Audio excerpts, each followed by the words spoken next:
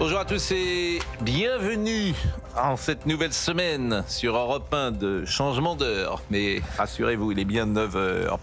L'inversion accusatoire est un grand classique de l'extrême gauche. Lorsque Quentin de Ranc est lynché par des militants d'ultra-gauche, un procès contre l'extrême droite est ouvert durant la semaine qui suit.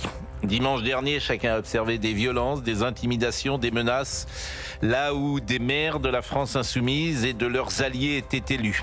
À ces critiques justifiées, qui illustrent le danger d'un communautarisme galopant, la machine médiatique s'est mise en marche et instruit un procès en racisme à ceux qui soulignent cette dérive communautaire. L'accusation de racisme est là pour détourner le regard de la réalité.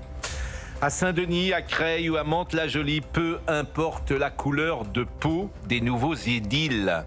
Quand la ville de Creil, qui vote socialiste depuis un siècle, quand dans cette ville, la maire sortante, Sophie Doury-Léner, présentée par le Parti socialiste et battue par Omar Yacoub, candidat de la France insoumise, quand cette femme prend la parole pour rapporter qu'on l'a traitée de mécréante, qu'on a regretté qu'elle soit une femme et qu'on lui a reproché d'être non musulmane, Sophie Doury-Léner ne tient aucun propos raciste. Elle propose une lecture identitaire, ethnique, religieuse à sa défaite.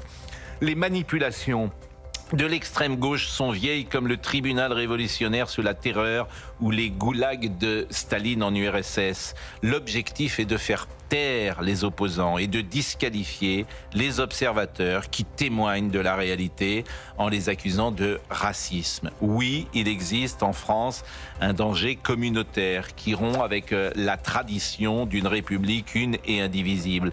Oui, le travail des journalistes, des intellectuels, des artistes, de tous les citoyens et évidemment des hommes politiques est de prévenir ce danger et de faire face à ceux qui entendent masquer les faits et leurs conséquences par consentement, par intérêt, par complaisance ou par indulgence. Il est 9 heures. Félicité Kindoki.